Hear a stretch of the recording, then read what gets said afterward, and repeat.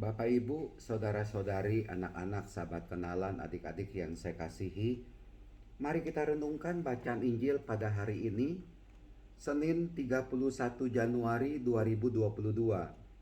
Hari ini adalah peringatan Santo Yohanes Bosco Imam.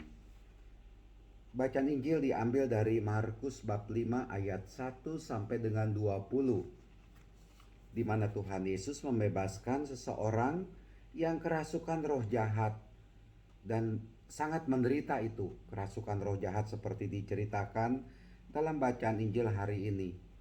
Dan saya tidak mempermasalahkan di mana roh jahat itu ditengking atau dikeluarkan dari orang itu dan roh jahat itu masuk ke dalam babi-babi itu, lalu babi-babi itu terjun ke jurang lalu mati. Saya tidak mempermasalahkan itu. Tapi yang penting di sini, ketika Tuhan Yesus membebaskan seseorang dari kuasa roh jahat, Tuhan Yesus mengatakan demikian. Ada satu kalimat yang begitu bagus dari Tuhan Yesus. Dan ceritakan bagaimana ia telah mengasihi engkau. Menceritakan bagaimana Tuhan Yesus sudah mengasihi dia, membebaskan dia dari kuasa roh jahat.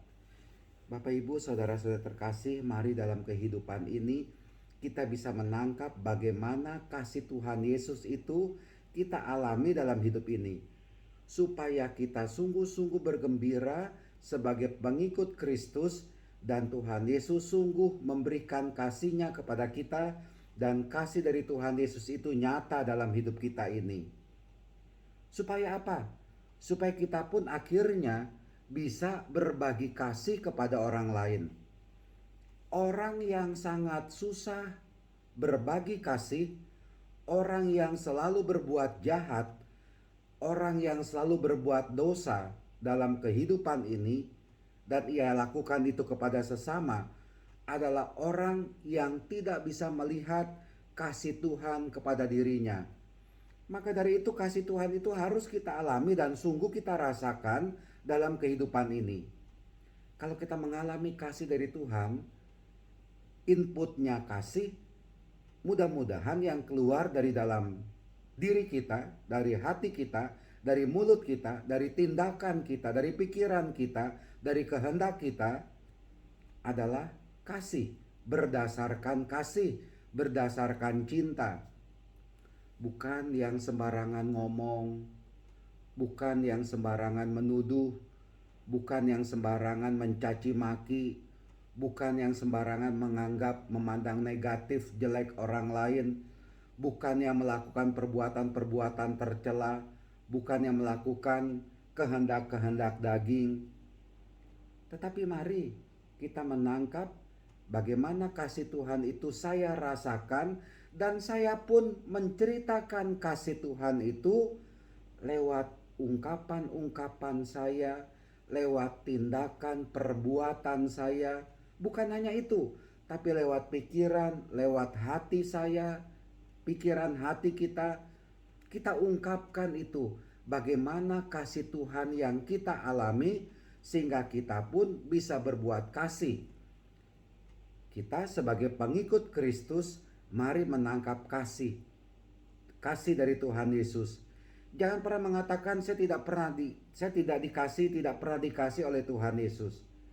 Tuhan Yesus selalu mengasihi kita, memberikan kasih-Nya setiap saat, memberikan perhatiannya, menolong, membantu kita, memperhatikan kita. Tinggal bagaimana kita membuka hati kita, menangkap kasih dari Tuhan yang menurut saya begitu banyak kasih dari Tuhan itu. Dan mari kita ceritakan kasih itu. Jangan seperti orang yang kerasukan setan, kerasukan roh jahat. Maksudnya begini, roh jahat itu tidak menakut-nakuti kita, tapi roh jahat itu membelenggu diri kita untuk bisa berbuat dosa terus, berbuat jahat terus, berbuat jelek terus dalam kehidupan ini. Itulah dia kuasa dosa, kuasa si setan. Kuasa setan harus kita kalahkan. Jangan ikuti kuasa setan yang mengajak kita memandang orang lain jelek, berperilaku jelek, negatif, tapi kita melawan itu semua dengan kekuatan kasih dari Tuhan. Jangan mau kita dibelenggu oleh si iblis. Mari hidup kita ini dikuasai oleh kasih Tuhan. Itu sangat menggembirakan bagi kita sekalian.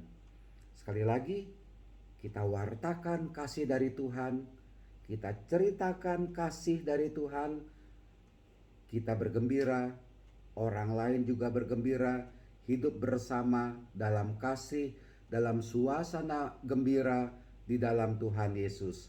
Tuhan memberkati kita semua. Amin.